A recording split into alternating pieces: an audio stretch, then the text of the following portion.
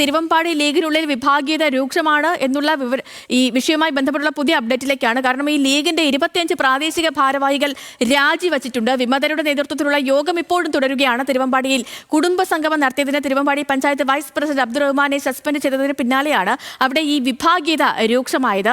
വിവരങ്ങളുമായി രതീഷ് വാസുദേവൻ ചേരുന്നുണ്ട് നമുക്കിപ്പം. രതീഷ്, ഈ യോഗം ഇപ്പോഴും തുടരുകയാണോ? പൊട്ടിത്തെറിയുടെ വക്കിലേക്ക് എത്തുകയാണോ തിരുവമ്പാടിയിലെ ലീഗ്?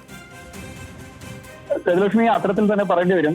തിരുവമ്പാടിയിലെ ലീഗിലെ പ്രാദേശിക വിഷയങ്ങൾ ഭിന്നത വളരെയധികം രൂക്ഷമാവുന്നു എന്നതിന്റെ തെളിവാണ് ഇന്ന് ഈ ഔദ്യോഗികമല്ലാത്ത ഈ വിമതരുടെ നേതൃത്വത്തിലുള്ള വിമത നേതാവ് അബ്ദുറഹ്മാന്റെ, അതായത് അദ്ദേഹം അത് തിരുവമ്പാടി പഞ്ചായത്ത് വൈസ് പ്രസിഡന്റ് കൂടിയാണ്. അദ്ദേഹത്തിന്റെ നേതൃത്വത്തിൽ ഇങ്ങനെയൊരു അനൌദ്യോഗിക യോഗം പുല്ലൂരമ്പാറയിലെ ലീഗ് ഓഫീസിൽ ചേരുന്നത്.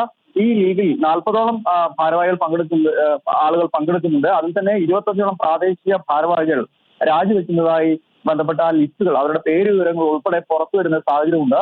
വലിയ പ്രതിഷേധമാണ് ലീഗ് സംസ്ഥാന നേതൃത്വത്തിനെതിരെ പ്രാദേശികമായി തിരുവമ്പാടിയിലെ ലീഗ് പ്രവർത്തകർ ഉയർത്തുന്നത് എന്ന് തന്നെയാണ് പ്രശ്നം. ഈ നമുക്കറിയാം, നിലമ്പൂർ തെരഞ്ഞെടുപ്പിന് മുമ്പിൽ വലിയ ചർച്ചയായിരുന്നു. എന്നാൽ തെരഞ്ഞെടുപ്പിന് ശേഷം പ്രശ്നങ്ങൾ പരിഹരിക്കുമെന്ന ലീഗിന്റെ സംസ്ഥാന ഭാരവാഹികളുടെ ഉറപ്പിലാണ് അന്ന് ആ പ്രശ്നം കെട്ടടങ്ങിയത്.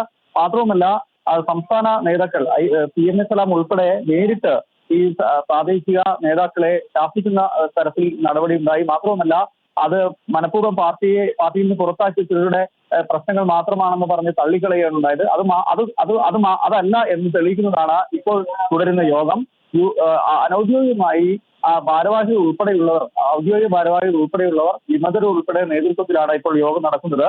എന്തായാലും ലീഗിന് വലിയ തലവേദനയായി, പ്രാദേശികമായി തിരുവമ്പാടിയിൽ വലിയ തലവേദന സൃഷ്ടിക്കുന്ന തരത്തിലാണ് വിമതരുടെ ഈ നീക്കം എന്ന് പറയേണ്ടിയിരിക്കുന്നു. എന്തായാലും സംസ്ഥാന നേതൃത്വം ഇത് സംബന്ധിച്ച് പ്രതികരണം നടത്തിയിട്ടില്ല. ശരി രതീഷ്, വ്യക്തമാണ്. തിരുവമ്പാടി ലീഗിനുള്ളിൽ വിഭാഗീയത രൂക്ഷമാകുന്നു.